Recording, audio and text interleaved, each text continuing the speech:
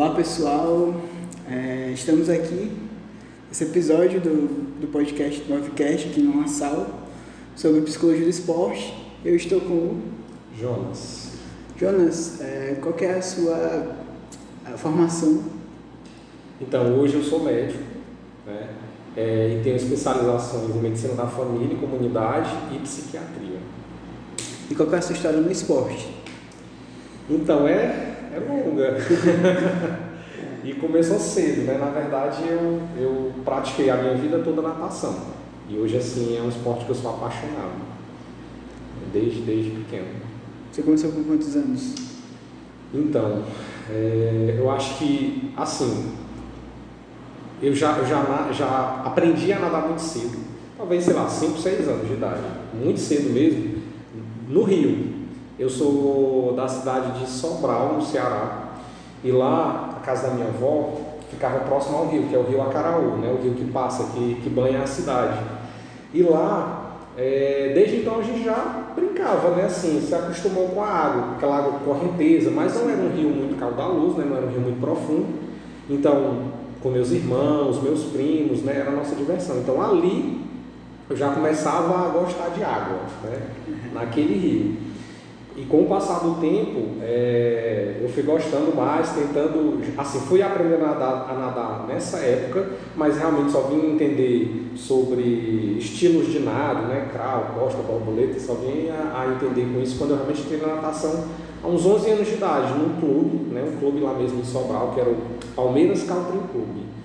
Foi onde eu realmente comecei a iniciar a natação. Lá a gente tinha um professor e ele começou a ensinar as técnicas, né, de natação. A partir dali foi que eu me apaixonei pelo esporte, eu já gostava de água e gostava de nadar. Rendimento mesmo, né? Exato, e lá que eu fui entender assim, essa questão de que você treinar, evoluir, aprender e ter a possibilidade de competir.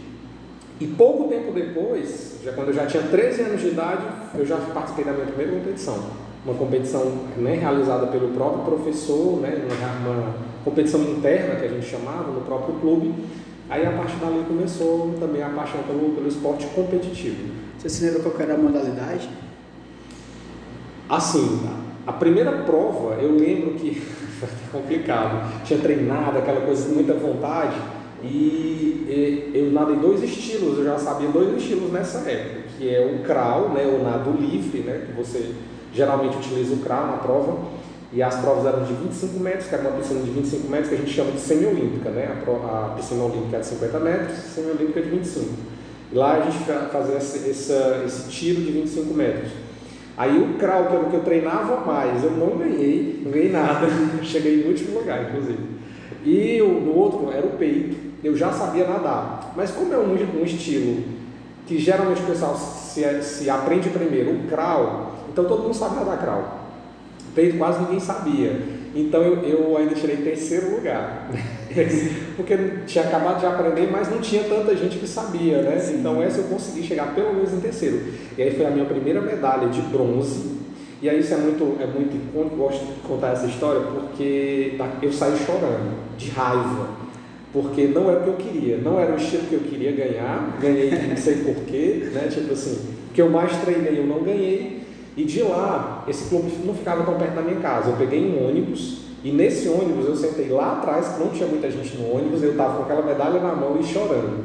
Aí quando eu cheguei em casa, na cama, tem a cabeceira da cama, né? E tinha uns locais assim, umas pontas na cama. Aí eu coloquei a medalha lá, eu lembro como se fosse hoje, eu nem às vezes até acho estranho, porque eu já tinha essa cabeça com 3 anos de idade. Eu olhei e disse assim, essa medalha vai ficar bem aqui na minha cama, de frente para mim, que é para eu lembrar que daqui para frente é prata, ouro, enfim, não vai ser mais bronze. E aí eu comecei a... Interessante, porque você tinha o quê? 13 anos? 13 anos. E aí, já era ali, saindo da infância, indo para a adolescência, né? E aí você já aprendeu sobre intolerância e frustração. Total. Na primeira competição. E imagina o quão difícil é para mentalidade de uma criança adolescente. Exato. E naquela época, eu acho assim, numa fase que essa fase, tipo assim, hoje crianças de 10, 11 anos já são, assim, não maduros, mas já tem contato com muita coisa, né? Assim, com muito conhecimento. Sim. eu com 13 anos é como se fosse uma criança de 8 anos hoje, assim, em termos de maturidade. De maturidade ou até de inocência, né? De não entender as coisas. Mas eu já tinha tomado para mim que aquilo ali eu iria dali para frente, tipo, treinar muito, sabe assim, ter que lidar com essa questão dessa frustração, realmente foi muito difícil. Quando eu penso isso, eu não penso muito sobre isso, eu estou pensando agora que a gente está conversando sobre. Mas realmente é um processo. Para uma criança, sim. Então, acho que mais difícil ainda. E depois, como é que foi? Bom, aí assim, continuei nessa escola, não parei mais, né, de nadar, começava a treinar, fui aprendendo, e aí tem outra história interessante que é assim, dos estilos da natação, a gente tem o crawl, costas, peito e borboleta, né? Eu considero, pelo menos, e eu acho que muita gente considera que o borboleta é o nado mais difícil, ele é o mais exigente, ele é o que requer que você sincronize mais braços e pernas, né? Tem toda uma ondulação. Coordenação motora. Né? Coordenação motora, exatamente. Você precisa de muita coordenação motora e realmente muita técnica. É um nado muito técnico e muito cansativo. E eu fiquei obcecado por esse nado. Sim. Eu acho que era meio assim, eu queria o mais difícil. Eu sempre quis o mais difícil. Não menosprezando nenhum outro curso, mas a gente sabe que no Brasil, tipo, medicina é o curso mais difícil. Então, assim, desde criança eu queria medicina também. E desde criança eu queria ser o melhor na natação também. Então, o borboleta era o mais difícil, eu aprendi. Porque esse meu professor, ele nadava muito borboleta. Assim, ele era um exímio nadador de borboleta. Mas ninguém conseguia nadar, ou pelo menos não se interessava, porque é um nado difícil, é um nado cansativo. E aí eu aprendi. E aí eu comecei a nadar muito. Acabou se tornando meu estilo, né? Tipo, o crawl era o meu segundo estilo, peito e costas não nadava muito, mas o borboleta, que na sequência lógica de aprendizado da natação é crawl, depois você aprende a nadar peito, depois você aprende a nadar costas e por último o borboleta, né? Porque ele é o estilo realmente mais difícil e você já tem que ter dominado os outros três, né? Para chegar. Claro que não precisa ser nessa ordem, mas digamos, sim, a melhor lógica a se seguir. E aí eu me especializei em borboleta. E aí comecei a primeiro participar de competições dentro da escolinha lá, né, do clube. Daí eu parti para uma outra escola que era o SESC, lá em Sobral. O SESC era muito forte também, assim, tanto culturalmente na parte de cultura como de esporte, né? E aí eu comecei a nadar lá, comecei a fazer parte da equipe e lá foi dali que eu comecei a sair para competições a nível de estado, né? A competições estaduais e regionais também, né? Aí comecei a competir em SESCs de outras unidades, né? De outros estados também. A gente fazia esse circuito, que era o circuito SESC, comecei a participar desses circuitos e tudo mais. Depois comecei a participar, isso já bem mais lá pra frente, fui nadar em Fortaleza um tempo, aí participei do Norte Nordeste, comecei a nadar na equipe lá, que era o Náutico, o Clube do Náutico. Fiquei por um tempo lá, então assim, foi um progresso, uma evolução. Sim. Claro que houve um limite, né? Porque a partir do momento que você tem que trabalhar, estudar, ou você é atleta, ou você faz outras coisas. É muito difícil conciliar as duas coisas. Então, para mim, acabou tendo um certo limite. Continuei nadando até pouco tempo atrás. Quando chegou na faculdade, eu comecei a competir os jogos universitários, né? O Intermed, que é uma competição exclusiva dos cursos de medicina, né? Comecei a todo ano tinha Intermed, todo ano eu competia no Intermed. Cheguei a competir depois no Piauiense também, isso já depois da faculdade. Tentei algumas competições por lá, tentar tempo também para competir no estadual, aliás, no regional. E aí foi, só que aí veio a vida, veio a faculdade, veio o trabalho e tudo, e aí foi ficando cada vez mais difícil competir. Mas assim, eu competi praticamente minha vida toda. Sim, inclusive em concurso também, né? Que também para fazer o vestibular foi uma grande competição. Como é que você atrela essa vida esportiva, né, de disciplina, de, como você falou, de ter essa mentalidade de, não, a partir de agora eu não quero mais só o bronze, quero o ouro, prata e ouro, prata e ouro. Uhum. Como é que você atrela isso à sua vida acadêmica também? Eu acho que tem tudo a ver com a questão da motivação, com a garra, a sina, a vontade, o desejo, vocação, enfim, chame do que quiser. Mas eu tive um privilégio, eu costumo dizer assim, que eu tive um privilégio de nascer.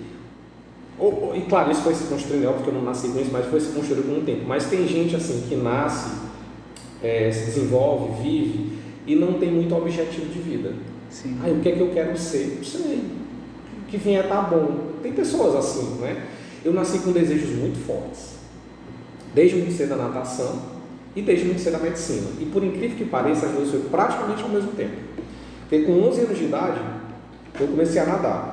Mas por volta de 10 a 11 anos de idade, eu escolhi que eu queria ser médico. E aí, uma história relacionada à minha família, assim, uma história que eu gosto de contar, não tem necessariamente a ver com o esporte, mas muito mais com a medicina, que minha avó ela tinha deficiência visual, né? E desde que eu me lembro, ela tinha essa deficiência. Então, eu lia para ela, eu tinha uma relação muito boa com ela.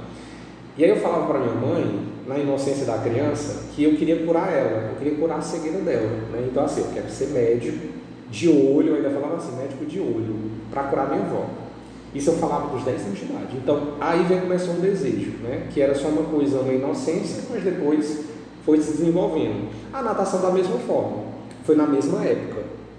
Chegou um ponto, eu lembro, eu uns 17, 18 anos de idade, eu comentava com meus amigos mais próximos e que eu era um pouco frustrado em relação ao esporte porque eu queria estar bem mais longe, eu já queria estar mais longe. Com 17 anos de idade eu queria estar competindo nas Olimpíadas. Você sabe, hoje tem atletas com 15, 16 anos que estão, né, assim, nas Olimpíadas, mas tem tipo todo um arsenal de coisas para eles, tipo fisioterapeuta, nutricionista. Sim, não são todas as modalidades. Exato. Também, são algumas específicas. Exatamente, tem todo um suporte. Eu não tinha, então aí eu falava assim, se hoje alguém chegasse e dissesse para mim, eu te dou, eu queria muito medicina, assim, muito mesmo, eu sofri muito até eu passar, eu realmente queria muito. Então eu falava assim, se chegasse aqui algum gênio da lâmpada para mim, dissesse, você tem um desejo para fazer, você tem que escolher. Ou você vira atleta profissional de natação e você vai fazer sucesso, tipo, você vai ser muito bom, tipo Michael Phelps, um Ian Thorpe da vida, ou você vai passar em medicina e ser um grande médico. Naquela época eu escolhia a natação, tá? Naquela época eu escolhia a natação, por esse desejo, por estar lutando. A medicina ainda parecia muito distante, então eu via que no futuro eu poderia ter possibilidade, mas a natação para mim era agora, e eu tinha aquela coisa o quanto antes eu tenho que conseguir, quanto mais cedo eu conseguir melhor, porque na natação tem um certo, eu vou falar uma palavra talvez seja um prazo de validade o atleta, né? Sim. Não dá para chegar muito longe com certa idade. Existem raras exceções que acima de 30 anos, talvez 35 até 40, talvez você vai encontrar alguns nadadores, mas de alta performance são 1%, talvez. Os outros têm 17 anos no máximo, né? Assim, a elite está com 17, 18 anos de idade hoje em dia, ou até menos. Então, Ian Thorpe mesmo, se não me engano, ele se aposentou, eu acho que ele não tinha 20 anos de idade, 20, 21, acho que era isso, até menos, eu não lembro, mas tem uma coisa assim. Então assim, eu queria o mais rápido, né? Eu era frustrado em relação a isso, de não conseguir isso o mais rápido possível, mas essa gana, essa vontade, depois passou para a medicina, e aí eu comecei as competições dos vestibulares, né? Da vida acadêmica, quer dizer, da vida dessa parte de cursinho inicialmente, e aí tentava e estudava muito e me dedicava muito, e aí existe uma associação, treinar muito. Eu nunca me considerei uma pessoa inteligente, gênio, eu não considerei gênio, não era uma pessoa que, super dotado, gênio, essas coisas, eu fui. Eu acho que a minha inteligência era muito mais emocional, social, então a minha inteligência social e emocional melhor do que necessariamente de livros, né? Só que eu entendi que como na natação eu precisava treinar muito para ser o melhor, eu também não era um gênio na natação, né? Eu tive que treinar muito, sanar deficiências. Eu treinei com pessoas, com colegas assim, muito próximos, que pegavam muito mais rápido do que eu, que evoluíam mais rápido, eu percebia, né? Ou seja, ele tinha uma aptidão para determinado estilo, que eu ficava impressionado, que eu disse, poxa, eu preciso treinar 2 vezes mais do que esse cara para chegar. Então assim, tinha isso também. Na medicina da mesma forma, eu sempre fui um bom aluno, mas não necessariamente o melhor aluno da sala. Então eu sabia que eu precisava estudar muito. Vim de uma escola que na época não tinha a mínima condição de me colocar dentro de uma faculdade de medicina, de um vestibular de medicina para passar, porque o ensino era muito deficiente, realmente. Tanto que quando eu terminei, eu fui atrás sozinho, fui começar a ler livros, ler outras coisas. Quando eu cheguei no cursinho, eu me deparei com temas e com algumas coisas que eu nunca tinha visto na minha vida, sabe assim, que eu nunca vi na escola que eu frequentei. Então, assim, um balanceamento químico de uma equação eu nunca tinha feito na minha escola. Se eu não soubesse aquilo ali que para o vestibular de medicina é um básico, então para mim seria muito difícil, né? Então, assim, ajudou nesse sentido. Eu entendi como na natação precisava treinar muito, na vida estudantil eu precisava estudar muito também. Sim, sim. E é como você falou antes, né? São etapas. Então, primeiro vai o livre, depois o costa, trás, depois o borboleta. E na mesma coisa também nos estudos, nos concursos também, né? E como você já chegou no... que eu percebi também, você já chegou na parte mais difícil, não sem talvez o básico, mas já foi ali, né? Então já te puxou muito, acredito eu que te puxou muito, mas você conseguiu desenrolar. Sim. E agora, puxando um pouco dessa... Na verdade, eu tenho uma dúvida se... Você falou também que é na medicina da família, né? Sim. Se você liga isso também a questão da sua avó, que você falou que você queria ser médico do olho, mas acabou indo para a família. Exato. Que também é ligado, né? Total. Assim, muita gente hoje talvez não saiba. Quando você fala assim, cardiologista, todo mundo sabe, médico do coração. Oftalmologista, médico do olho. É muito fácil. Sim. Né? Mas quando você pensa em medicina de família e comunidade, o que é um médico de família e comunidade? Talvez as pessoas tenham uma imaginação como via nos filmes, que é aquele médico que vai na casa da pessoa, com aquela maletinha, né? Exato. E a gente faz visitas domiciliares, é isso também, claro.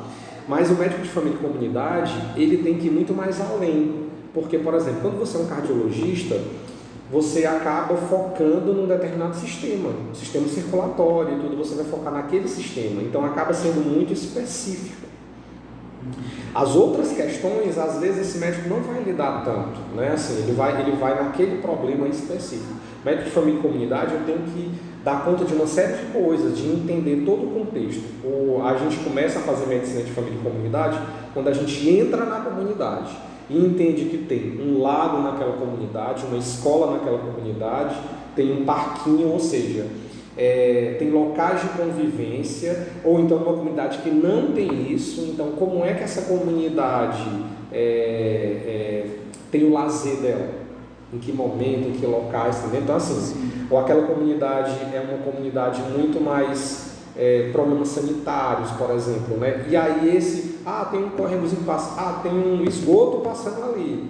Isso já me dá o link de, provavelmente, doenças tipo diarreia por conta de infecções, dengue por conta de água parada em determinados locais. Você está vendo assim? Eu tento entender o ambiente. Investiga primeiro, né? Investiga. Analisa os dados. Em casa, como é a relação das pessoas em casa. Essa casa, ela é só tijolo, né? Como é o telhado, ela é forrada, ela tem quantos quartos, ela tem banheiro dentro de casa ou é fora. Então, assim, entender esse contexto também já gera um outro pensamento. Que doenças podem estar mais relacionadas? Tem bicho em casa? Se tem, brinca na terra, né? Tem contato com terra, planta. Pode ter alto índice de verminoses naquela área, naquela família, entendeu? Então, assim, é um contexto muito maior. Se pratica atividade física, como é que está a alimentação? Dorme bem? Então, eu tenho que meio que entender de tudo um pouco.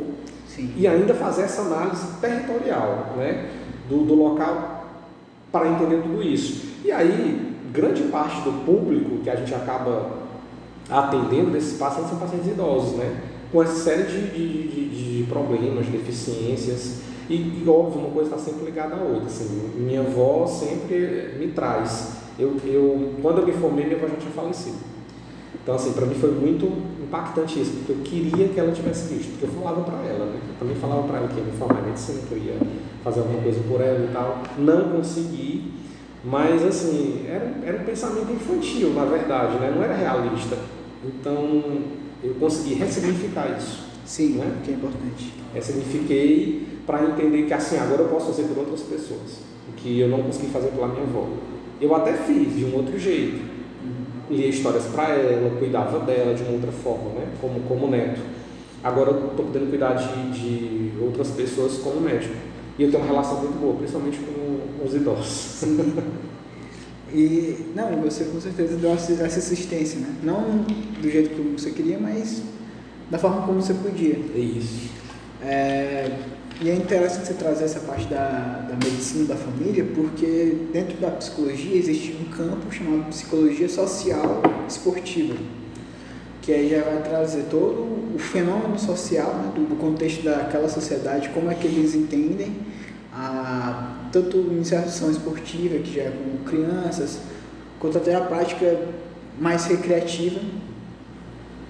E é interessante, porque a gente pega também não só o contexto social, mas o contexto econômico, cultural, e aí vai uma série de coisas que também, se a gente fosse alongar aqui, demora mais.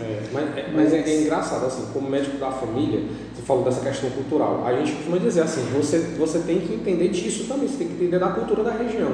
Eu não posso chegar no local e, por exemplo, se usa muito chá, ervas, né, assim, principalmente em zona rural, eu não posso chegar e dizer, não, isso está errado, sabe, assim, e condenar essas práticas, né? O que eu tenho é que orientar, só cuidado de não exagerar, porque às vezes o uso de chás pode causar uma intoxicação e tal. Mas se já é uma questão cultural, olha, eu tomo esse chazinho aqui, me acalma, ótimo. Aí junto desse uma medicação também, então no caso de questões mentais, uma terapia e tal, quer dizer, a gente vai dando outros, né, assim, outras opções, mas sem destruir o que já está construído lá, né, que é as questões culturais daquela área. E chega a ser tradicional, né, vai passando de pai para filho. Exatamente. E vai dando uma sequência. Agora, saindo um pouco da parte da medicina da família e indo para a psiquiatria, de onde surgiu esse interesse? Então, desde sempre também. eu comentei recente agora que eu acho que eu sempre tive uma afinidade pela área de humanas, né? Eu acho que talvez eu não tenha falado isso em nenhum momento, mas eu também fiz filosofia antes de medicina, né? Eu fiz a faculdade de filosofia. E desde assim, na época do ensino médio eu já tinha uma afinidade por artes, né? Tanto que eu tinha por biologia, eu também tinha por literatura. É uma coisa que parece não ter a ver, né? Mas eu tinha esses dois gostos, né? Em relação à literatura, em relação à biologia. A biologia é muito mais voltada para o lado da medicina no futuro, e a literatura, a artes, me levou um pouco para o lado da filosofia. Que aí a gente teve, na época do ensino médio, na minha escola, apesar do, como eu falei, não era um colégio que me preparava para um vestibular concorrido, mas para essa parte de humanas, para a vida era. Tanto que a gente tinha filosofia. A gente tinha filosofia e sociologia no ensino médio. Então foi muito bom, porque a partir da literatura, depois a literatura me levou para a filosofia, né? Porque a gente começou até a área de filosofia, eu fui entendendo a questão da leitura, que eu já gostava de ler literatura, tipo romances e tal. Depois parti para os livros de filosofia, então uma coisa foi levando a outra. E aí a filosofia me deu aquela visão de mundo de uma forma diferente, né? De entender a pessoa como um ser, enfim, dar várias visões em relação a um mesmo problema. Ou seja, entender o processo cognitivo, a formação do pensamento, né? Como ele se dá até chegar à sistematização de um conhecimento pelo método científico, coisa toda. Tudo isso da filosofia. Então isso foi me levando também para o lado da psicologia. Eu sempre gostei de psicologia por isso, por ser também o objeto de estudo o ser humano, né? Sim. A questão do cognitivo também, da psique e tal. Então assim, de novo uma coisa leva a outra, mas como a medicina batia muito forte em mim, não tinha como não escolher outra coisa.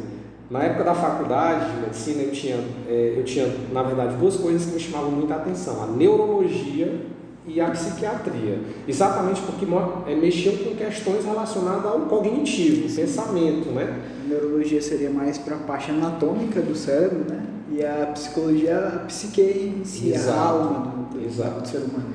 Na época da filosofia, eu cheguei a fazer uma disciplina, na verdade um curso fora da faculdade, que não era nem oferecido pela faculdade, mas fora de neurociência, neurofilosofia, inclusive, que era para entender como se dá a formação do pensamento, né?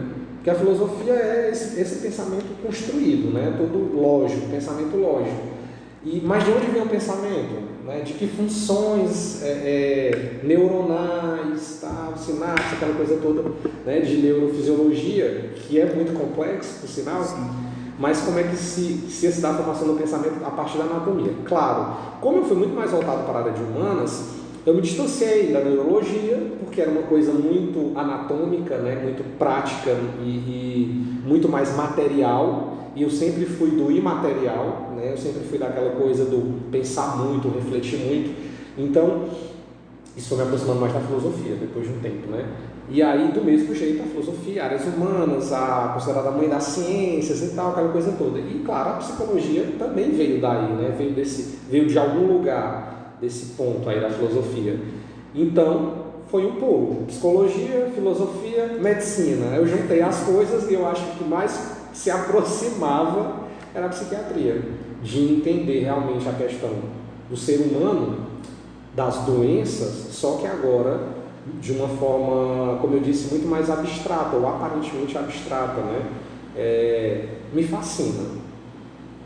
Casos assim que você tem que lidar com doenças mentais, né? Transtornos mentais, que não é simplesmente um exame que vai determinar, porque você faz um exame de sangue e você sabe se está com anemia. Sim. Não tem nenhum exame de sangue para dizer que você está com ansiedade. Inclusive, isso era algo até que vocês estavam falando antes de começar o episódio, né? Sobre o mal do século. Exato. Que é exatamente a ansiedade da depressão. E assim, a gente está no mês que vai falar justamente sobre isso. A gente está gravando em setembro e é um mês propício a isso, a falar sobre isso, né? E infelizmente as doenças mentais, elas não têm aqueles sintomas aparentes como as doenças físicas, né? Não existe uma tosse, uma gripe, uma febre, que são justamente aqueles sinais que vão detectar no caso da doença mental. Não tem. Então é algo muito silencioso e precisa ser dito. E aí, fazendo de novo um apelo, né, você cuidar da sua saúde mental. A gente está falando aqui sobre a saúde física, sobre o esporte e tudo mais, mas esse também é um espaço da psicologia como um todo. E é importante isso. Agora, voltando de novo ao esporte, como é que você atribui o seu conhecimento da psiquiatria sobre questão de saúde mental, como é que você uniria os dois? Tanto o esporte quanto assim, na sua rotina, nos seus próprios treinos. Não, é fundamental. Assim, ansiedade para competição, por exemplo. Exato. É importantíssimo. Não dá para dissociar, na verdade, né? Uma coisa da outra. É a mente do corpo. Não tem como desligar a mente. Até você, sei lá, em momentos como tipo meditação, que às vezes você consegue desligar um pouco, mas assim, por um esporte de alto rendimento, situações de estresse, porque é um estresse, né, físico e mental, se não tiver o apoio, né, assim, da psicologia, psiquiatria, enfim, desse apoio psicológico é muito complicado. Eu como atleta, então, como atleta que já fui, vivi esses momentos como aquele primeiro momento de frustração, mas também aquele momento de se colocar naquela situação. Você se prepara nos treinos, você faz os tempos corretos nos treinos, você faz a virada certa, faz o movimento certo de braçada, tá tudo perfeito. E chega na hora, por um medo, será que vai dar, né? Tipo assim, será que eu vou conseguir? Aquilo ali já destrói uma prova sua. Eu já perdi muita prova por conta disso. Eu era uma pessoa muito autoconfiante nos treinos, mas pouco confiante na hora da competição. Eu era essa pessoa.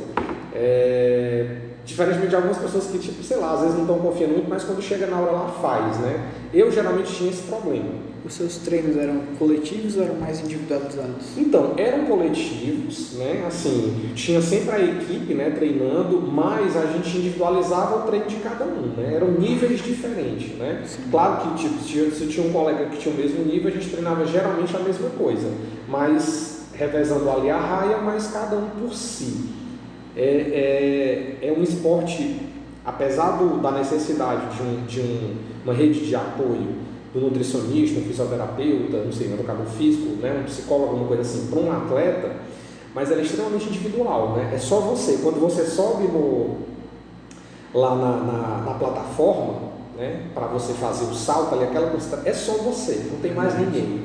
A gente, na hora que está lá em cima, parece aquela cena de filme, e realmente os filmes retratam bem essa parte. Fica tudo meio silencioso. Você fica tão concentrado em você, ou às vezes tão preocupado que você não escuta mais nada. O som das pessoas fica abafado. Elas gritam, você escuta alguns gritos, mas parece meio abafado. Porque meio que você, né, você fecha aquela concentração naquele momento. Se alguma coisa lhe perturbar, ou se você tiver uma dúvida naquele momento, acabou. Acabou, porque assim, às vezes se essa dúvida surge enquanto você está nadando, às vezes você já está no ritmo e acaba às vezes não prejudicando tanto a prova, porque está no meio, né?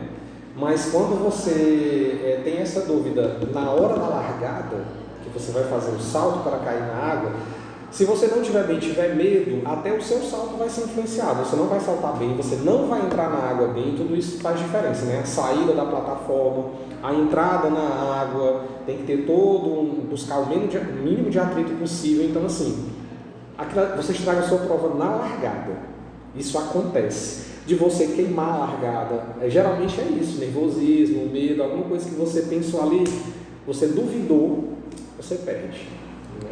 Então, acho que esse momento é importante, essas questões, né, psicológicas, né, assim, de uma abordagem psicológica, de um treinamento psicológico, exatamente para evitar ou para minimizar esses acontecimentos. Aí eu comecei a buscar coisas, né, que me ajudassem nesse sentido, porque era meu ponto fraco. A prova que deveria ser, né, o que eu estava ali para fazer, era o meu ponto fraco, porque eu treinava, era o melhor dos treinos, fazia os melhores tempos, mas quando chegava na hora da prova eu perdia. Né? Então, assim, trabalhar isso foi importante, principalmente nessa parte. Eu comecei a ler sobre psicologia do esporte, já naquela época, sabe, assim, para entender, e aí tinha uns treinos mentais. Sim, que eu ia falar sobre isso, pronto. Visualização. Exatamente, eu fiz isso aí, eu tinha que aprender a fazer isso para entender, mas se tu me perguntar se houve alguém que me ajudou nisso, não houve. Eu busquei todas essas coisas sozinhos. Sim. Todas, inclusive o próprio treinamento de natação. Eu cheguei uma vez lá, a gente em Sobral tem a UVA, né, que é a Universidade Estadual Vale do Acaraú, e lá eu ia na biblioteca da Educação Física procurar livros de natação. Era a fonte, tipo, naquela época a internet era outra coisa, né? Nessa época eu tinha 17 anos de idade. Então eu entrava lá, pegava esse livro, eu lembro, ainda hoje eu lembro o nome do autor, Enert Maglish, o nome dele. É um livro dessa grossura aqui assim, sabe? Mais grosso, não sei nem dizer o que, assim, da Bíblia nem se compara. Enorme. E ali tinha todas as técnicas de natação e algumas técnicas também relacionadas à psicologia do esporte. Eu comecei a ler aquilo ali tudo sozinho e a aplicar, né, nos meus treinos, tentando entender, porque a gente tinha treinador, tinha técnico, mas ele não era tão capacitado. Eu costumo dizer, existe uma diferença entre professor de educação física e técnico. Existe uma enorme diferença. Uma coisa é, eu vou dar umas aulinhas de natação aqui. Outra coisa é um treinador, né, preparado para aquilo, realmente assim, especializado naquilo. Então, geralmente a gente tinha professores de educação física. Então, eu tinha que desenvolver o meu próprio treinamento muitas vezes, em algumas situações, claro, não em todas, mas muitas vezes eu tive que fazer isso para entender. Então, assim, essa parte da psicologia é fundamental, exatamente para esses momentos, minimizar erros. Sim. Principalmente. Porque às vezes chega a ser da própria personalidade do atleta, né? Essa questão do nervosismo, às vezes não performa tão bem como foi no treino. E que outras técnicas você chegou a conhecer? Então, assim, técnicas de natação, cara. Sim, técnicas de tipo relaxamento, né? Além dessa questão da visualização, como eu falei, quer dizer, você pensava na prova, então eu me concentrava, fechava os olhos e pensava, o salto vai ser desse jeito, né? Ficava tentando ali imitar o movimento do salto e tudo, e pensando sobre ele, e aí imaginando, ó, tá aqui, braçada tal, fazer a virada, porque assim, visualizava todo o estilo, até a entrada do braço, porque isso você, por mais que em determinado momento isso fique medular, quer dizer, fique meio que automático, né? Mas você sabe que uma entrada melhor, mais eficiente, vai ajudar, a gente chama de palmateio, que são giros, né, na mão, que assim, para fora, para dentro, para fora, então assim, tudo isso, que é o arrasto que você vai fazer na água, então, tudo isso tinha que ser visualizado e pensado para tentar fazer o máximo de A eficiência. angulação da mão, ela já diz muito sobre o quanto você vai Puxar de água. E para ser projetado para frente, né? A frequência de pernadas, que também isso é muito difícil você fazer a abraçada, porque a abraçada é um movimento completamente diferente da pernada. Quem está aprendendo a nadar é muito engraçado, porque eu já vi, e houve um momento que eu também já ajudei professores de natação, né? Eu tentava ser um professor auxiliar, já fui muitas vezes. Então, assim, quando o aluno está aprendendo a nadar, as braçadas são de um jeito, aí quando ele vai tentar fazer as pernadas junto, não consegue. Ou faz sua abraçada sozinho, ou faz sua pernada sozinho. Na hora de juntar, né, dá uma confusão na cabeça da pessoa. Então, tudo isso, pensar sobre esses movimentos que são diferentes, né, para os membros inferiores e para os membros superiores, uma ondulação que você faz, um arrasto que você faz mais na água, um alongamento que você faz mais no braço, tudo isso tem que ser visualizado. Então, meus treinos eram assim, eu fazia, isso não só para a competição, para os treinos também, né? Eu em casa lia o Ernest Magriço, via as posições, assistia vídeos, tinha muitos vídeos no YouTube, de blogs, naquela época tinha muito a questão do blog, né? Lia os blogs de natação, e aí via aquele vídeo, já é assim, aí eu tentava reproduzir lá na piscina, treinando, fazendo e tal, até achar ou perceber que eu estava tendo uma melhora de arrasto, e uma melhora que se refletia nos tempos, que aí eu tinha fazer tomada de tempo, para poder ver se realmente tinha evolução no treino ou não, né? Esse treino da natação, ele é muito de repetição, né? De movimento, memória muscular. Total. Tanto que aí vem as lesões, né? As lesões por esforço repetitivo, né? Porque você começa, muito ombro, né? Você utiliza muito o ombro, então, dependendo do estilo que você faz, o borboleta, como eu treinei borboleta por muito tempo, hoje eu tenho alguns probleminhas na minha lombar. Nadar borboleta hoje é muito ruim, é muito difícil, porque você faz uma ondulação do corpo, né? Você faz uma ondulação principalmente nessa parte da lombar, né? Você usa toda a coluna vertebral, você tem que ondular, Essa ondulação, se você tiver um problema nas costas, vai ser um pouco difícil de fazer, né? Então, e é muita força, você precisa de muita força para o arrasto. E a perna e o braço são completamente diferentes um do outro também. Geralmente as pessoas não conseguem sincronizar. Sim, verdade. Então faz toda a diferença. Você falou do ombro, né? Eu lembrei que o ombro, ele não é um grande, qual é o nome? Músculo grande, como são o peito e as costas, né? Que são vários músculos, na verdade. Que é o deltoide. Ele já é um músculo pequeno, como o bíceps e o tríceps. Então eu acho que realmente sobrecarga, né? O fato também de ir em muitas direções, né? Por exemplo, o peito a gente vai usar assim, poucos movimentos em relação a ele. O movimento do braço ele vai ter a abdução, né? Você vai fazer a elevação aqui na parte de trás, para frente. Então, assim, como tem muito movimento, e o movimento de rotação. Esse movimento de rotação que é extremamente desgastante para o ombro, né? Se for repetitivo e se for com força. Existe a puxada, né? Essa puxada que faz aqui, você vai usar o ombro também. Então é muito dorsal, né? Os ombros das costas, do ombro principalmente é o que é mais trabalhado. Então você trabalha mais parte posterior, o tríceps aqui também acaba trabalhando muito. Da parte de puxada, né? De puxada, exatamente. Então, assim, acaba o ombro sendo um dos principais. A rotação que você faz na respiração também, por isso que isso é uma técnica que eu fui aprendendo depois também. Geralmente, quem nada, mesmo quem sabe nadar, tem uma tendência a respirar só de um lado, o seu lado bom, digamos assim. Você vai respirando só de um lado. Eu tive que na marra aprender, não, isso não está certo, só de um lado, dos dois, exatamente porque isso evitava algumas lesões também, eu diminuía a incidência dessas lesões, fazer a respiração dos dois lados, de um lado e do outro, exatamente para não ficar viciado só de um lado, né? Porque isso aí ia lesionar muito mais um lado do que o outro. Verdade, tem que ser bilateral. Exato, bilateral. Assim, eu sempre fiz esse tipo de respiração. Tem gente que só faz de um lado, que só consegue fazer de um lado ou acha mais confortável. Eu aprendi a fazer treinando muito, claro, né? Só que se perguntar, tem um lado melhor do que o outro? Tem. Sim, tem a parte do cérebro humano. Isso a gente aprende na lateralidade da psicomotricidade. Exatamente. Então, geralmente a criança ela vai aprender isso aos, não lembro agora a idade certa, mas há uns 4 anos por aí, e ela vai desenvolver a lateralidade dela.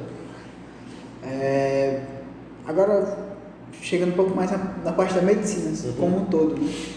Por que você recomenda a natação? Pois é, engraçado. Como atleta e como pessoa apaixonada pela natação, não tem como eu não recomendar a natação, né? Isso aí já está em mim. Quando eu falo de natação, eu sempre não tenho como falar mal da natação, porque faz parte da minha vida. Eu sempre digo que se eu pudesse, se me for possível, eu quero nadar até, sei lá, 100 anos de idade. Eu quero estar nadando se for possível, né? Se eu chegar até lá, e se for possível, eu ter, né, capacidade física para isso. E aí, só antes de entrar na tua pergunta, eu vou contar um caso. Eu, na época da equipe que nadava pelo SESC, tinha uma senhora que ela era campeã brasileira de natação sênior já, né? E ela tinha 75 anos. Ela era do Rio Grande do Sul. E ela pulava da plataforma, ela nadava assim, uns 3 km por dia, sabe assim, numa horinha de aula ela nadava 3 km. Hoje eu não consigo nadar 3 km, se eu não estiver treinando, né? Então, assim, ela era um exemplo, sabe assim, para mim. Eu olhava para ela e disse, como, sabe assim, como essa mulher de 75 anos de idade, ela pula de uma plataforma. Eu com uma dorzinha na lombar, não sei se eu tenho essa mesma coragem, sabe? E aí, então assim, é uma longevidade, né? E ela nada desde pequena, tá? Não necessariamente é a natação que fez isso, claro, mas é uma alimentação saudável, enfim, uma série de conjuntos. Mas a natação em si é um esporte muito completo. Assim, as pessoas falam, é um esporte muito completo, trabalha todos os músculos do corpo. Fato, claro que uns mais do que o outro.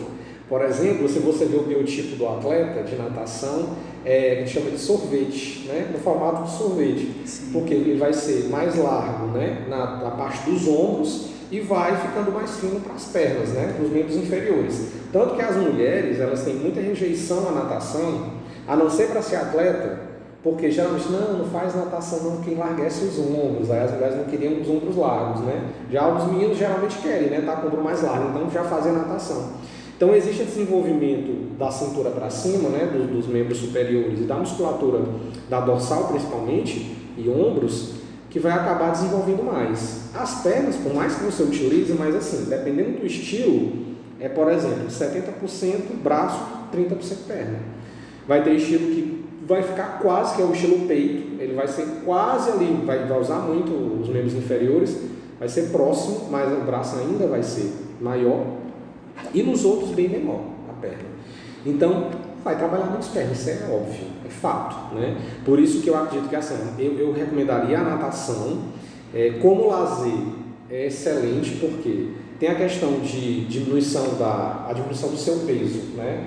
Então você vai ter menos pressão sobre a sua musculatura, menos pressão sobre as suas articulações, sobre a sua coluna, então você vai ter aquela sensação de leveza, né? É um esporte que gasta muita caloria, então para quem quer emagrecer, né, quem está buscando uma perdazinha de peso, é muito bom. Um treino mais intenso gasta em torno de 500 a 600 calorias, uma horinha ali de natação. Então assim, tem uma série de benefícios. Para a respiração, então, para a função cardiopulmonar, excelente. Então, tem muita criança, tem muitas histórias do passado, desde a minha época de criança eu ouvia falar, eu tenho asma, aí os médicos indicavam a natação, porque vai melhorar a condição cardiorrespiratória, né?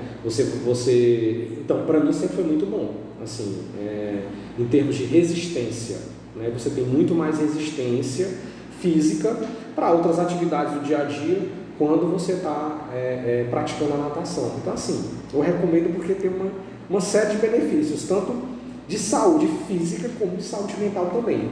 Fora a convivência, que geralmente é muito divertido. Você pode perceber, geralmente quem está em água, não tem ninguém em água triste. Você vê um grupo de pessoas numa piscina, num rio, em qualquer, né? Não tem ninguém triste, assim, não, sempre jogando água um no outro, brincando. Então, assim, tem essa coisa, a água traz essa sensação de acolhimento. E aí a parte lúdica, né? A parte lúdica, a questão pode parecer meio forçado, mas a gente nasce praticamente dentro d'água, né? Sim, não, mas isso é verdade. Isso é verdade. Então tem aquela coisa do voltar ao útero, né? Aquela sensação. Eu lembro que quando criança eu gostava de mergulhar, eu prendia a respiração e ficava como se na minha cabeça de criança naquela época eu imaginava um mundo subaquático, né? Ficava nadando ali, então assim, essa parte lúdica também eu sempre fui muito criativo nesse sentido, então eu ficava me imaginando, então para mim era um prazer imenso. Você chegou a praticar mergulho? Não, mas eu treinava muito a apneia, né? Que é prender a respiração embaixo d'água, a ponto de fazer, por exemplo, eu fazia 100 metros assim, nadando na piscina, indo e voltando por baixo d'água sem respirar. Geralmente as pessoas conseguem uma vez, né? Uns 25 metros na piscina, eu fazia 4 vezes isso, eu treinava muito a apneia. Não tive essa oportunidade ainda de fazer um mergulho, ainda vou realizar esse sonho, eu quero muito, mas eu gosto da coisa do subaquático também. Sim, né? Legal. Então assim, só tem benefícios, recomendo totalmente a prática da natação, é essencial. Aqui no nosso podcast a gente tem alguns quadros, né? E um desses quadros é o Mitos e Verdades. E aí vou trazer algumas afirmativas e eu quero que você fale sua opinião, se você considera um mito ou se você considera uma verdade. Natação é o esporte que mais trabalha o corpo. Pois é, eu até acho que tinha citado isso anteriormente, né? Assim, trabalha realmente, você tem uma mobilidade no corpo inteiro, você vai mexer a articulação da mão, inclusive, assim como a articulação do pé, porque o jeito que você faz a pernada não pode ser duro. Tem gente que quando está aprendendo, nada exatamente a perna e o pé como se fosse uma coisa só. E não, você tem que ter uma flexão do pé também, para ajudar no impulso. No caso, né? do tornozelo. Do tornozelo, sim, uma movimentação do tornozelo. E esse pé ele vai flexionar, né? E estender. Então, assim, tem que ter essa movimentação também. Você tem que deixar o pé meio solto, ele não pode ser duro, não pode ser um pé duro. O uso daqueles pés de pato ajuda nisso, né? Exato. Flexibilidade. Exatamente. É um modo de treinar um pouco essa questão da movimentação. Então você tem que fazer uma movimentação, mas não pode ficar com uma musculatura tão frouxa também, claro, você tem que ter um certo tônus para fazer essa puxada. Então, tem isso também, né? Então, assim, trabalha, mas, claro, algumas partes mais do que outras, né? Como eu disse, membros superiores são mais trabalhados que membros inferiores. Mas é um movimento corpóreo, com certeza. Eu acredito que alguns outros esportes vão trabalhar de forma também a trabalhar muitos grupos musculares, como a musculação, por exemplo, né? A musculação vai trabalhar muitos grupos musculares, só que ela trabalha em tempos diferentes, né? Primeiro você malha o bíceps, depois você malha o tríceps. Na natação você está fazendo tudo ao mesmo tempo. Sim. Né? Só que uns mais do que os outros. Mas por isso que eu diria que essa frase, ela assim, não é totalmente verdade, mas também não é mito. Né? Estaria ali no meio termo. Trabalha praticamente toda a musculatura, mas com intensidades diferentes. Perfeito. Natação é um esporte extremamente técnico. Isso é verdade. Totalmente verdade. Já também corroborando o que eu já falei lá atrás. Eu entendi que eu precisava treinar muito. Então é repetição. Como você mesmo falou, é um esporte de repetição. Repetição, muitas vezes mesmo. Por isso que aí vem outra questão do apoio psicológico. Porque eu tinha, em alguns momentos, preguiça de treinar. Eu sabia, se eu vou, e aí eu vou ter que fazer essa série, vou ter que fazer tantas braçadas, porque tem uma quantidade de braçadas que você conta também em alguns treinos mais específicos. Então é muito técnico, porque como eu te falei, você tem que entender o movimento da mão para poder fazer tudo, né, tudo se encaixar. Então é entender o corpo por inteiro. Certo. Treinos diversificados, combinando estilos e intensidade, são mais eficazes. Olha, assim, na natação também tem uma coisa que ou você treina um estilo e se especializa naquele estilo, ou existe aqueles nadadores que nadam os 4 estilos, né? Que a gente chama de medley. Né? Então, assim, você acaba com que você vai ter que diversificar mais o treino entre os estilos também. Mas mesmo você sendo especialista de um estilo só, não dá para fazer o mesmo treino o tempo todo. Quando eu ia fazer uma preparação para a competição, eu tinha um período de, vamos supor, 6 meses. A gente pensa a longo prazo. eu tenho 6 meses para essa competição, então eu vou dividir 2 meses para um tipo de treino, 2 meses para outro, 2 meses para outro. Entendi. Eu achava que, por exemplo, na semana de treinos, ia ser como se fosse uma musculação, que a gente treina, hoje eu vou treinar esse, aí hoje eu vou treinar só costa, no outro eu vou treinar só borboleta, no outro dia eu vou treinar só nado livre. Não, mas eu entendi. Na verdade, assim, a gente pode treinar tudo ao mesmo tempo. Por exemplo, se eu vou nadar, se essa competição é eu só vou nadar crawl, por exemplo, eu só vou treinar crawl. Sim. E talvez os outros estilos assim, às vezes um pouquinho, só para soltar um pouco a musculatura, aí você usa um pouco. Mas se eu vou nadar para uma prova onde eu vou nadar as 4 provas, aí eu tenho que treinar os 4, tá? Mas o que eu disse que é 2, 2, 2 é na verdade assim, eu vou nadar a fundo, primeiro eu vou nadar, os 2 primeiros meses é só resistência, eu vou nadar muita metragem, tipo, a cada estilo eu vou nadar muito, só o estilo sozinho puro. A outra é uma parte mais técnica, né? Então meio fundista, digamos, são distâncias médias, não são mais as distâncias longas. Só que agora eu vou misturar o nado puro do estilo com braçada, só pernada, palmateio, tem uma série de outras técnicas, só virada, só salto, eu vou treinar fundamentos, não é mais nadar direto. E o terceiro é treino de força, e aí é um treino que vai ser mais puxado, aí eu vou começar a fazer os tiros, que são os de velocidade.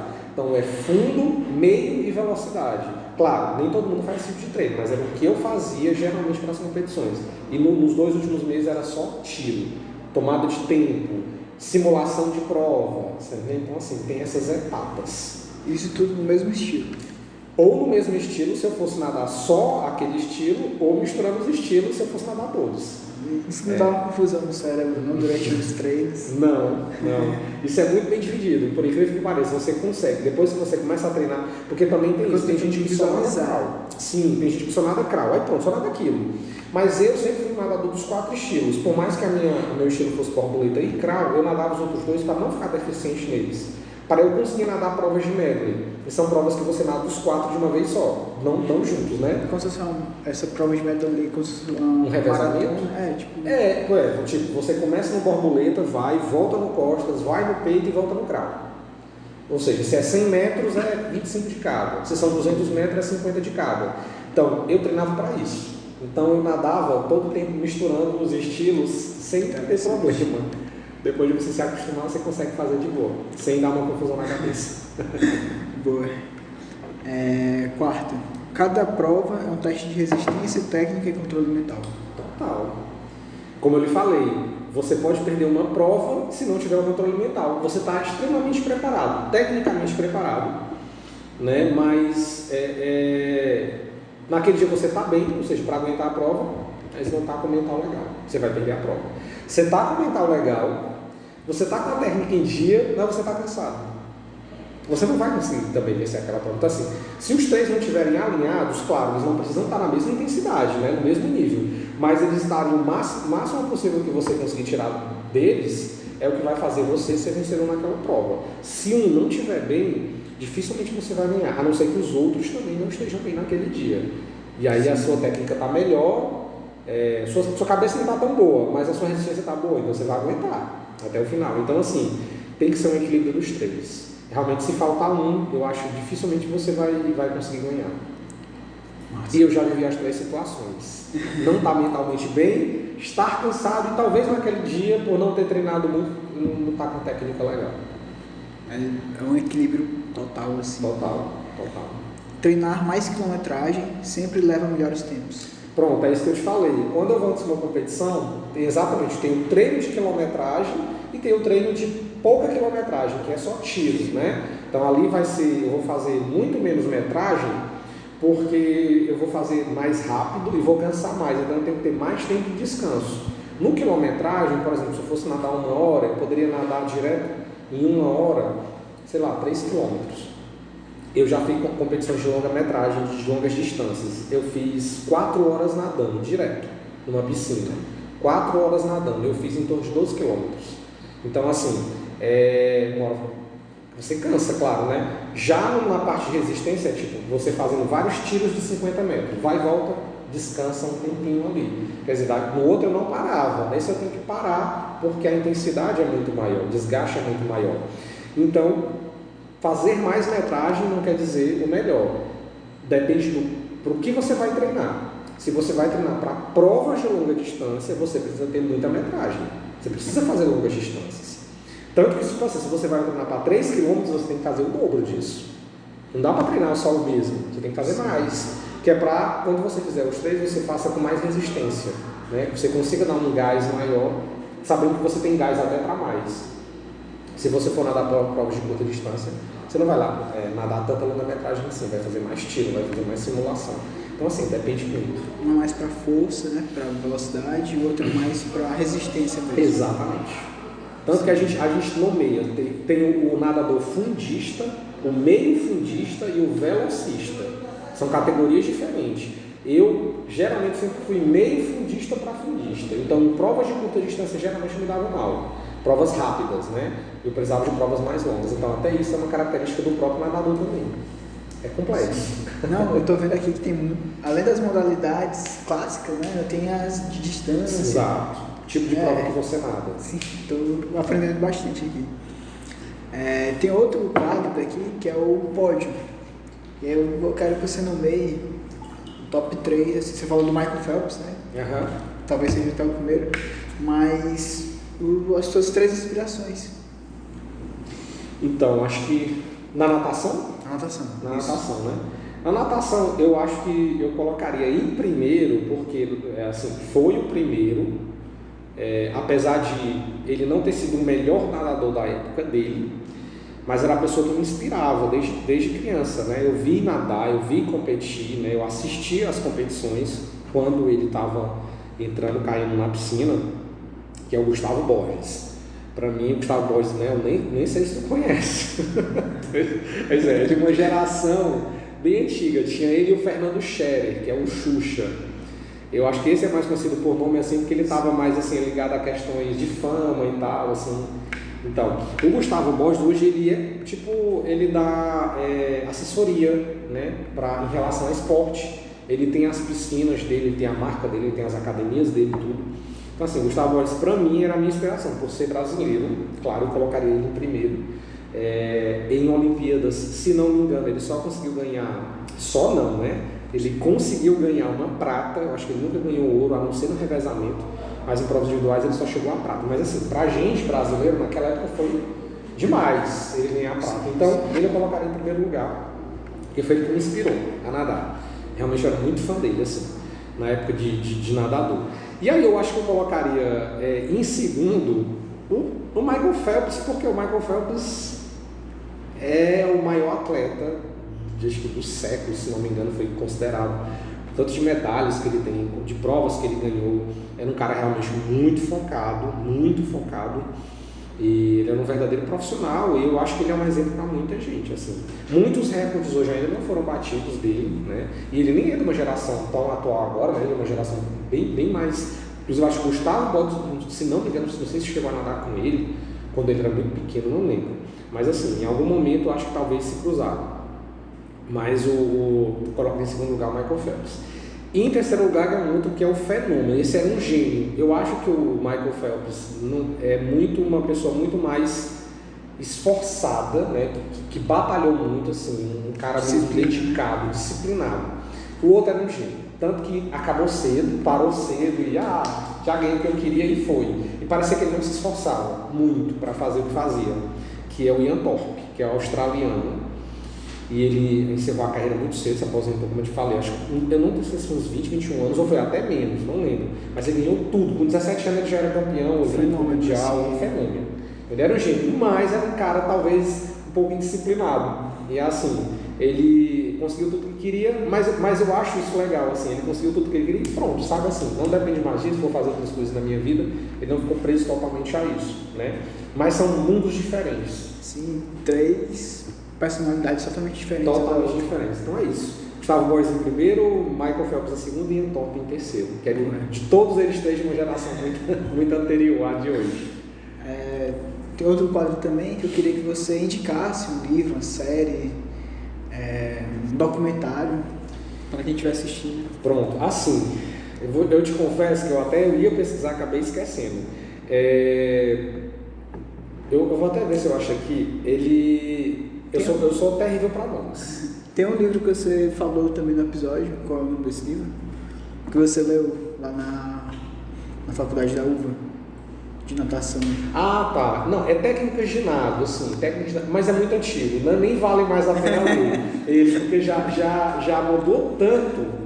E eu acompanhei essas mudanças também, que assim, não dá mais, só se ele tiver lançado uma nova edição, aí vale a pena. Mas assim, ele é muito técnico. Na verdade, ele não é para um atleta ler, ele é para um técnico ler, sabe? Assim, ele não é uma leitura fácil, é uma leitura tanto que eu extensa, eu pulava muita coisa, eu lembro que me interessava mais, claro. Eu não tinha como dominar aquilo ali, eram realmente técnicas de fisiologia, tal, esportivo e tudo, assim, é um negócio muito, muito específico. Mas é porque eu estou tentando lembrar que é um filme de natação que tem, que, nossa, eu não lembro o nome, mas é perfeito, assim, é um dos filmes que me inspiravam a voltar, porque eu tive fases, né, de desistir, cansar, não quero mais saber, não vou treinar mais, estou cansado. Aí eu assistia uma coisa como essa, um filme, eu lia, né, um livro, e aquilo me inspirava novamente, e aí voltava. Então assim, eu vou ficar devendo o nome depois eu leio, mas assim, é muito bom esse filme. De livro realmente eu acho que eu não recomendaria esse, porque já está um pouco defasado, esse que eu falei, mas enfim, vou ficar devendo essa.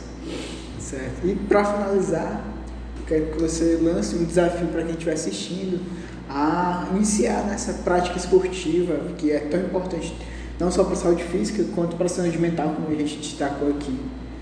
Se descer à vontade para fazer qualquer... Pronto, assim, eu não vou indicar inicialmente a natação, apesar de ser apaixonado por esse esporte, porque nem todo mundo tem acesso. É uma questão, acho que importante se falar. Principalmente para mim, como médico de família que atende pessoas em zona rural, pessoas mais carentes, não tem acesso à piscina. Tem cidades que não tem piscina.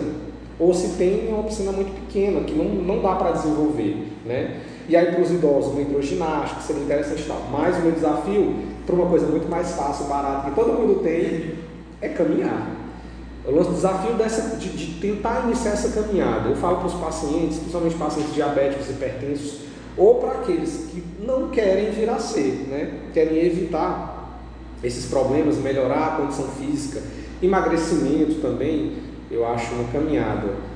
Se você conseguir fazer 15 a 30 minutos, comece com 15 minutos, aí vai para 30 minutos, vai aumentando se possível, de semana em semana, aumenta 15 minutinhos, mas se chegar numa proporção de você conseguir fazer 30 minutos todos os dias, ou pelo menos 45 minutos a uma hora, uma vez a cada 2 dias, tá ótimo, já a saúde aí já vai agradecer e você vai vir menos ao meu consultório para eu poder lhe consultar.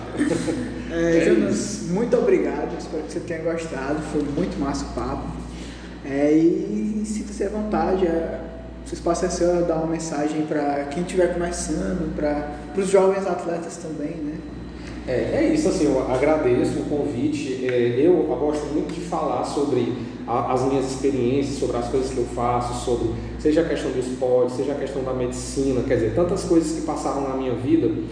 Por isso que eu acho importante, assim, você ter um objetivo, mas você entender que a vida ela é muito diversa, né, e que você tem que complementar a sua vida com diversas coisas, com esporte, a boa convivência, quer dizer, a nossa saúde, ela depende de vários fatores. Então, eu acho que por isso a importância de a gente ter uma qualidade de vida. E qualidade de vida não é só financeira, né? Qualidade de vida é você conseguir dormir bem, é você comer de uma forma o mais próximo possível do saudável, ter uma convivência com sua família, amigos, né? Uma convivência em geral, conseguir dormir à noite tranquilo, colocar a cabeça no travesseiro e não ter tantas coisas para pensar de problemas, né? Deixar para resolver os problemas no outro dia.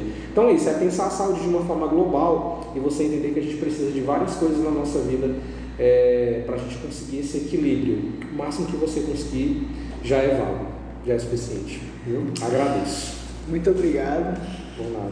E é isso, pessoal. E curta, comente, compartilhe, se mova, né? Que é o intuito desse canal. E é isso. Obrigado por ter assistido até aqui. E é isso. Até mais.